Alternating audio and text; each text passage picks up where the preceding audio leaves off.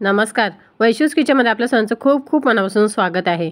आज मस्त असे आपण ब्रेकफास्टसाठी छान असे मिक्स व्हेज अप्पे बनवणार आहोत. भाज्या भरपूर अशा टाकायच्या आहेत. त्याची क्वांटिटी थोडीशी भरपूर आहे. बाकी तुमच्या आवडीनुसार तुम्ही कोणत्या भाज्या पाहिजे त्या घेऊ शकता. त्याचं काहीच हे नसतं कोणत्या भाज्या वापरायच्या कोणत्या नाही. घरात खाण्यासाठी खरंच किंवा मुलांना देण्यासाठी कोणत्याही भाज्या आपण याच्यामध्ये टाकू शकतो. मी इथे घेतलेला आहे कांदा, टोमॅटो आणि गाजर. आता माझ्याकडे घरात त्याच अवेलेबल होत्या, म्हटलं त्याच्यापासूनच आपण मस्त असं बनवूया. कांदा एक मोठ्या साईजचा घेतलेला आहे. इथे मोठे मोठे याचे तुकडे करून घेतलेले आहेत. पहिला मी आता कारण का चॉपरमध्ये चॉप करून घेणार आहे ना, त्याच्यामुळे एकदाच सगळे जाणार नाही. त्यासाठी 2 पार्टमध्ये हे करणार आहे. अर्धा कांदा घेतलेला आहे. इथे एक गाजर घेतलेला आहे. त्याच्यानंतर एक टोमॅटो घेतलेला आहे. हे पहिले आपण चॉपरमध्ये चॉप करून घेणार. त्याच्यानंतर पुन्हा एक अर्धा कांदा मोठ्या साईजचा आहे त्याच्यामुळे, आणि एक छोटा गाजर आणि एक छोटा टोमॅटो सगळं आपण पुन्हा दुसऱ्यांदा पण चॉपरमध्ये टाकणार आहोत. त्याच्यामुळे थोडेसे मोठे मोठे चंक्स कट करून घेणार आहे. गाजर पण कसं थोडंसं हार्ड असतं ना. हे ऑरेंजवाला गाजर घेतलेलं आहे.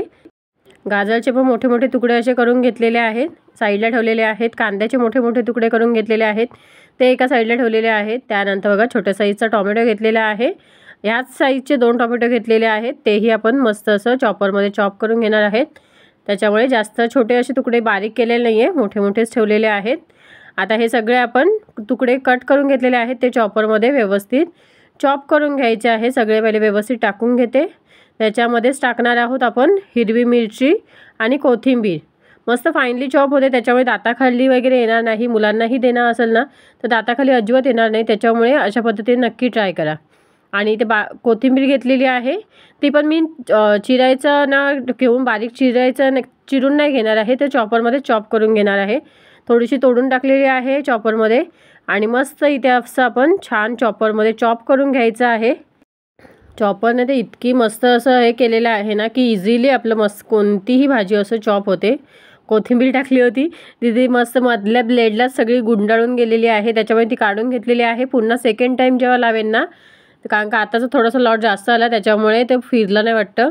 बाकीचं सगळं चॉप झालं, फक्त कोथिंबीर त्या ब्लेड जो आहे त्याला मस्त पूर्ण गुंडाळून गेलेली आहे.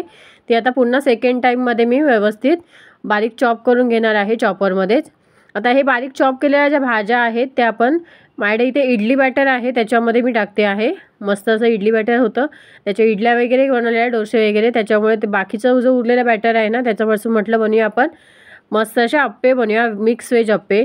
आणि भरपूर भाज्या टाकणारे आहे. पहिल्यांदा सगळं टाकलं ते म्हणजे चॉप जे केलं ना ते सगळं पुन्हा आपण मिक्सरच्या याच्यामध्ये बॅटरमध्ये आपण सगळं टाकून घेतलं. सेकंडवालं जे आहे ते सुद्धा आपण अर्धं टाकून घेतलेलं आहे. पहिले व्यवस्थित मिक्स करून घेते, जेणेकरून असं नको व्हायला की खूपच थिक होईल, बॅटर असं अजिबात राहणार नाही. त्याच्यामुळे मिक्स करून घेतलं तर झालं व्यवस्थित, म्हणजे हे पण राहील पूर्ण.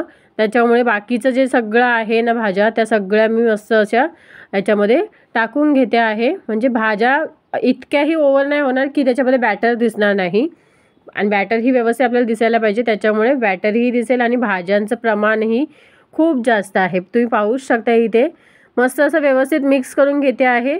आणि ॲक्च्युली मी पिठामध्ये जे आपलं इडली बॅटर आहे त्याच्यामध्ये मीठ होतं, त्याच्यामुळे मी नंतर थोडंसंच मीठ टाकलेलं आहे, पण ह्याच्यामध्ये मी दाखवायची विसरली आहे. पण मी चवीनुसार थोडंसं, कारण का भाज्या वगैरे ॲड केल्यात ना त्याच्यामुळे मीठ टाकलेलं आहे थोडंसं. आणि इथे हळद टाकलेली आहे थोडीशी, कारण का त्याच्याने कलर खूप सुंदर येतो दिसून. आणि थोडंसं टाकलेलं आहे जिरा, एक छोटा चमचाभर एवढं जिरं टाकलेलं आहे. छान मिक्स करून घेतलेलं आहे. आणि तुम्ही नक्की आठवणीने मीठ टाका, कारण का बॅटरमध्ये मीठ असल्यामुळे मी लक्षात नाही आलं माझ्या पटकन, आणि मी नंतर जेव्हा लक्षात आलं तेव्हा टाकलेलं आहे पूर्ण. म्हणजे आप्पे काढायच्या आधीच टाकलेलं आहे मीठ, फक्त मी ह्याच्यामध्ये व्हिडिओमध्ये दाखवायचं राहून गेलं आहे. आप्पे पात्र गरम करायला ठेवलेलं आहे, त्याच्यामुळे तेल टाकलेलं आहे थोडं थोडं सगळ्यामध्ये, आणि छान व्यवस्थित पसरवून घ्यायचं आहे आप्पे पात्र, म्हणजे तेल व्यवस्थित सगळीकडे लागून जाईल. त्याच्यानंतर आता हे बॅटर जे आहे सगळं भाज्यांनी मिक्स करून आपण पुन्हा एकदा ढवळून घ्यायचं आहे. आणि त्याच्यानंतर एका छोट्या चमच्याच्या साह्याने त्याच्यामध्ये आपण सगळ्या प्रत्येक आप्पेपात्राच्या साच्यामध्ये आपण फिल करून घेऊया इथे. आणि त्या हळदीमुळे ना कलर इतका सुंदर येतो ना, भारी वाटतं बघायला तो, आणि खायलाही तितकाच टेस्टी आहे. आणि हळद ही खाल्ली तर आपल्या शरीरासाठी चांगली असते, त्याच्यामुळे काहीच त्याचं नुकसान नाही आहे, त्याच्यामुळे टाकूच शकतो. आणि त्याचबरोबर कलरही सुंदर येतो. आता हे एकेका चमच्या साहाय्याने व्यवस्थित सगळ्या याच्यामध्ये आपण बॅटर टाकायचं आहे. साच्यामध्ये झाकून ठेवायचं आहे. एक 5 ते 10 मिनिटात, म्हणजे 10 मिनिटं पण लागत नाही. जर एकदम लो फ्लेमवर ठेवलात ना तर थोडासा वेळ लागेल, पण लो टू मीडियम वगैरे ठेवलात तर मी ते लो फ्लेमवर ठेवलं होतं, त्यामुळे 5 ते 7 मिनिटं तरी लागले आहे एका साईडने व्हायला कुक. आणि बघा पलटून घेते. मधल्या ह्याच्यावर कलर खूप सुंदर आलेला आहे, जसा पाहिजे तसा. एका ह्याच्यातच कलर मस्त आलेला आहे. थोडंसं साईडला व्यवस्थित गॅस लागत नाही बारीक असल्यामुळे ना, त्याच्यामुळे व्यवस्थित प्रॉपर असा कलर आलेला नाही आहे. त्याच्यामुळे तो नंतर आपण पुन्हा व्यवस्थित हे करून घ्यायचा आहे. आणि छान पलटवून घेतलेलं आहे. पलटवून झाल्यानंतर पुन्हा झाकण वगैरे नाही ठेवला तरी चालेल. आता इथे बघा छान मस्त असं दुसऱ्या साईडने कुक झाल्याच्या नंतर पुन्हा पलटवून दाखवते तुम्हाला.